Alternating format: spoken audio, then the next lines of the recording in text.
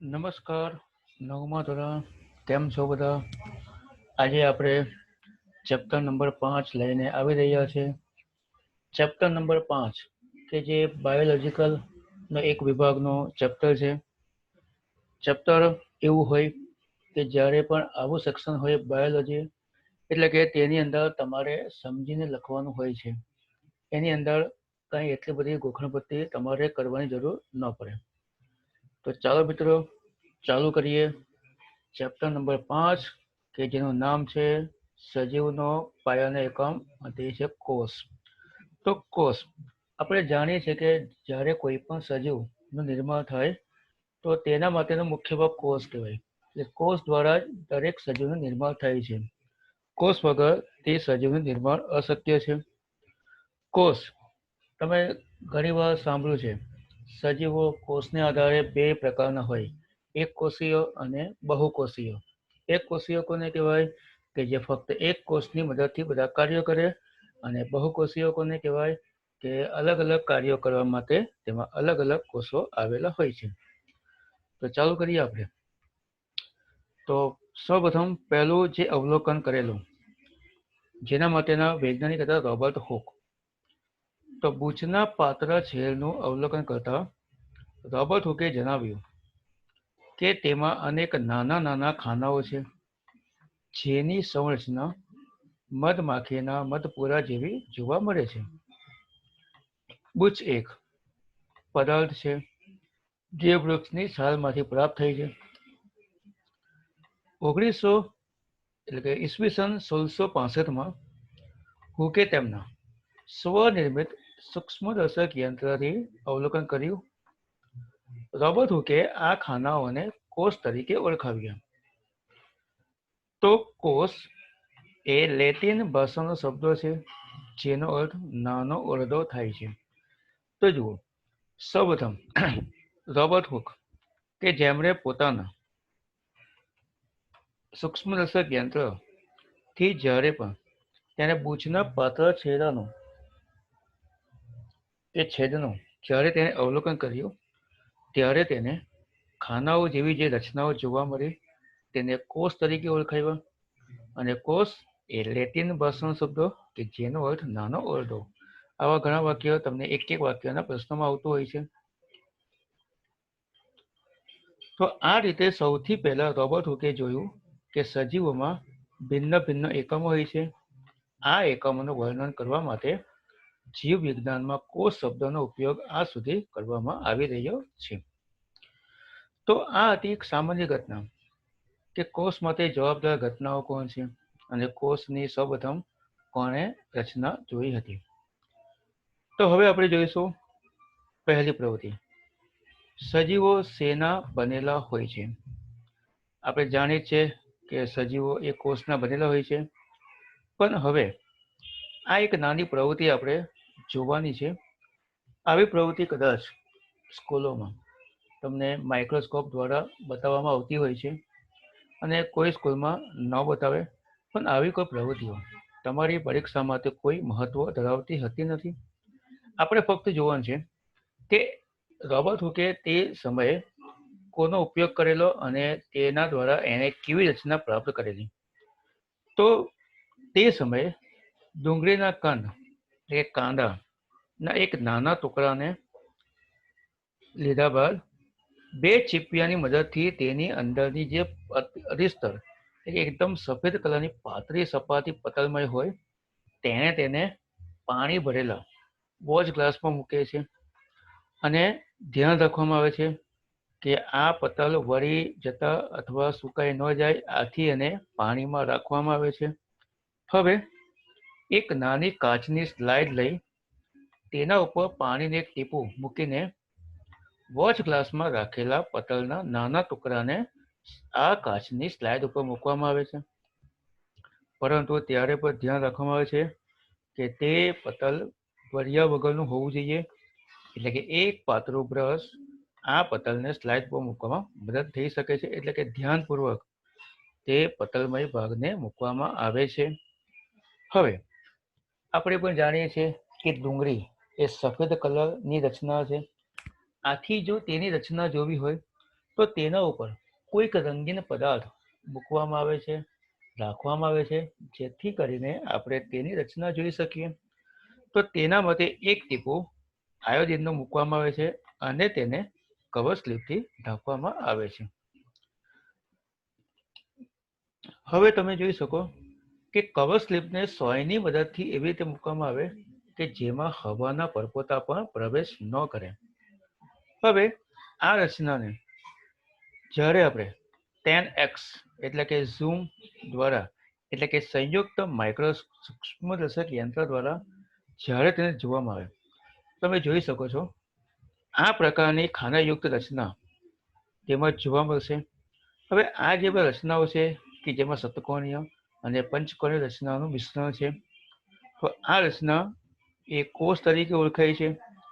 હવે તેનો કોઈ પણ ભાગ હોય તો તેની વચ્ચે જે નાનો ગોળાકાર ભાગ આવેલો હોય, તમે જોઈ શકો તે જગ્યાએ જે નાનો ગોળાકાર ભાગ આવેલો હોય તો તેને કોષ કેન્દ્ર તરીકે ઓળખવામાં આવે છે. કોષ કેન્દ્ર કે જે સજીવની અંદર કોઈ પણ સજીવ હોય કે કોઈ પણ પદાર્થ હોય તો તે તેના પાયાનો એકમ બનાવે છે, મધ્ય ભાગ બનાવે છે અને આ રીતે કોષની રચના બનતી હોય છે.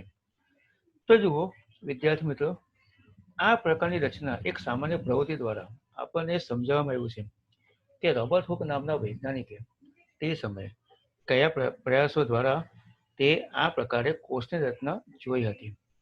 હવે આના ઉપરથી તમને એક વાત હું કહી શકું. માનો કે કોઈ પણ પદાર્થ હોય અને જ્યારે પણ તેની રચના એટલે કોષની રચના જોવી હોય તો તેની અંદર 3 ભાગ મુખ્ય હોય છે.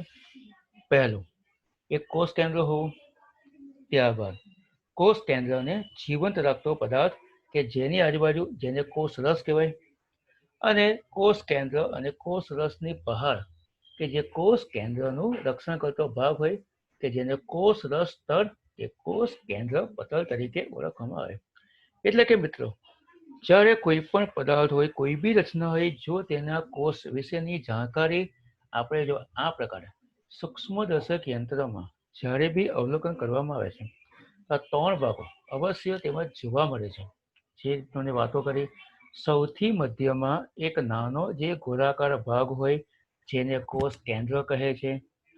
કોષ કેન્દ્રની આજુબાજુ તેને જીવંત રાખતું પ્રવાહી કે જેને કોષ રસ કહેવાય છે, અને કોષ કેન્દ્ર અને કોષ રસ કે જેની બહારની તરફ જે રક્ષણ કરતો ભાગ આવેલો હોય કે જેને કોષ રસ તળ કે કોષ કેન્દ્ર પટલ તરીકે ઓળખવામાં આવતું હોય છે. તો હવે આગળ જઈશું. તો આ રીતે અલગ અલગ પ્રવૃત્તિ દ્વારા તમે અલગ અલગ ભાગો જોઈ શકો છો. તો આ રચનાઓ શું છે? તો આ બધી રચનાઓ એક જેવી જોવા મળે છે. આ બધી મળીને એક મોટી રચના બનાવે છે, જેમ કે ડુંગળી. તો આના દ્વારા આપણને ખ્યાલ આવે કે વિવિધ કદની ડુંગળીમાં સૂક્ષ્મદર્શક યંત્ર દ્વારા નિહાળવાથી એક જેવી સંરચનાઓ જોવા મળે છે. ડુંગળીના કોષો એક સમાન સંરચના ધરાવે છે. ડુંગળીના કદ સાથે તેનો કોઈ સંબંધ હોતો નથી. તો આમ નાની નાની સંરચનાઓ જે આપણે નિહાળીએ છીએ તે ડુંગળીના કંદના સલ્કી પરનો કે સલ્કનો મૂળભૂત એકમ છે, જે રચનાઓને કોષ તરીકે ઓળખવામાં આવે છે. પરંતુ આ ઘટના ફક્ત ડુંગળીમાં નહીં, પરંતુ જેટલા પણ સજીવો આપણી આસપાસ આપણને જોવા મળે છે તે બધા જ કોષોથી બનેલા છે.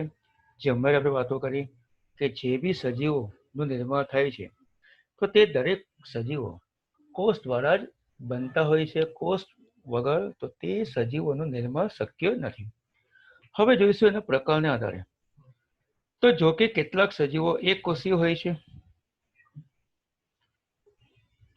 જેવા કે પેરામિસિયમ, ક્લેમિનોડોમોનાસ અને બેક્ટેરિયામાં. તો આવા સજીવોને એક કોષીય સજીવો કહે છે. તો ઘણીવાર તમને એક વાક્યના પ્રશ્નોમાં આવું આવી શકે કે એક કોષીય સજીવોના લખો ઉદાહરણ અને વ્યાખ્યા બીજી એવી લખી શકાય કે જે સજીવોમાં ફક્ત એક જ કોષ આવેલા હોય તેવા સજીવોને એક કોષીય સજીવો કહે છે. બહુકોષીય સજીવ શરીરમાં ઘણા કોષોનો સમૂહ રચાય છે, જે વિભિન્ન કાર્યો માટે શરીરના જુદા જુદા ભાગો સર્જે છે, જેવા કે ફૂગ, વનસ્પતિઓ, પ્રાણીઓ.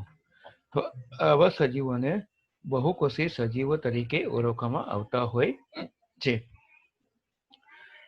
તો પ્રત્યેક બહુકોષ સજીવોમાં કોષો વિભાજન પામી તેમના પોતાના જેવા કોષો નિર્માણ કરે છે. આમ બધા જ કોષો પૂર્વ અસ્તિત્વ ધરાવતા કોષોમાંથી ઉદ્ભવે છે. તો મિત્રો, અહીં આપણે સરસ મજાની વાતો કરી કે કોષ એટલે શું. અહીં આપણે રોબર્ટ હુક નામના પ્રવૃત્તિ દ્વારા સાબિત કર્યું કે ડુંગળીના કોષોમાં આપણને કઈ કઈ રચનાઓ જોવા મળે છે. અને ત્યારબાદ આપણે જોયું છે કે કોષોને આધારે તેના 2 પ્રકારો પડે છે અને તેના વિશેની માહિતી પ્રાપ્ત કરી કે આ કોષો કયા કયા પ્રકારના હોય છે. તો વિદ્યાર્થી મિત્રો, પછીની જે પ્રવૃત્તિ હોય કે જેનો આપણી પરીક્ષા માટે કોઈ મહત્વ હોતું નથી, પરંતુ વિદ્યાર્થી મિત્રો, અહીં તમને એક આકૃતિઓ આપવામાં આવી છે. આવી આકૃતિઓ તમને કદાચ એક વાક્યના પ્રશ્નોમાં આવી શકે છે કે સરળ સ્નાયુ કોષની દોરો આકૃતિઓ, રુધિર કોષો છે, ચેતાકોષ છે, અંડકોષ છે, અસ્થિકોષ, શુક્રકોષ અને મેદકોષ. તો આ પ્રકારની રચનાઓ તમારે જાતે એક આકૃતિ પાડવાની હોય છે, શીખવાની હોય છે. અને વિદ્યાર્થી મિત્રો, માનો કે તમે આકૃતિ પાડતા તમને કોઈક આકૃતિ પાડવામાં તકલીફ પડે છે, તો અવશ્ય તમે મને પર્સનલી ફોન કરીને પૂછી લેજો. 100% તમને માહિતગાર કરીશ કે આકૃતિ કેવી રીતે પડી શકે છે. તો આવી આકૃતિઓ આપણને 100% પૂછાતી હોય છે અને તેને આપણે એક બબ્બે વાક્ય એટલે કે એક બબ્બે માર્કના પ્રશ્નોમાં તેને આપણે લેવાનું હોય છે. તો તેઓના વિશિષ્ટ કાર્યોને સંબંધિત કોષોનો આકાર અને કદ હોય છે. કેટલાક કોષો અમીબાની જેમ આકાર બદલતા રહે છે. કેટલાક કિસ્સાઓમાં કોષનો આકાર ઓછા વત્તા અંશે નિયત પ્રકારના કોષોમાંથી નિયત હોય છે. દાખલા તરીકે ચેતાકોષો લાક્ષણિક આકાર ધરાવે છે. એટલે કે કોષોનો આકાર બી અમુક સજીવોમાં હોય છે અનિયમિત, એટલે કે તે કાર્યને આધારે તે આકાર બદલાઈ શકે છે. પરંતુ અમુક કોષો એવા હોય છે કે જેનો આકાર નક્કી હોય છે. અમીબાનો આકાર એટલે કે તેનો આકાર હોય છે અનિયમિત. તે ખોરાકને આધારે પોતાના શરીરનો આકાર બદલે છે. એટલે કે તેનો આપણે કોઈ નિશ્ચિત આકાર કે નિયમિત આકાર જોઈ શકતા ન હોય. પરંતુ તેની સામે ચેતાકોષ, કોઈ પણ મનુષ્ય હોય, મનુષ્યનો પાયાનો એકમ એ ચેતાકોષ છે. ચેતાકોષ એવું કેમ કીધું? કારણ કે મનુષ્યના શરીરમાં જે બી સંદેશાઓનું વહન કરવામાં આવે છે એ ફક્ત ચેતાકોષના માધ્યમ દ્વારા જ કરવામાં આવતું હોય છે. તો વિદ્યાર્થી મિત્રો, અહીં આપણે આ ભાગમાં આટલા ટોપિકો વિશેની માહિતી પ્રાપ્ત કરીશું. હવે પછીના બીજા ભાગમાં આપણે પછીના પેરેગ્રાફથી ચર્ચા કરીશું. હોપ સો કે તમે આ ભાગને સરળતાથી સમજવાનો પ્રયત્ન કરશો અને પરીક્ષામાં શક્ય એટલું લખવાનો બી પ્રયત્ન કરશો. તો હવે મળીશું આપણે આ ચેપ્ટરના બીજા ભાગમાં બીજા સમયે.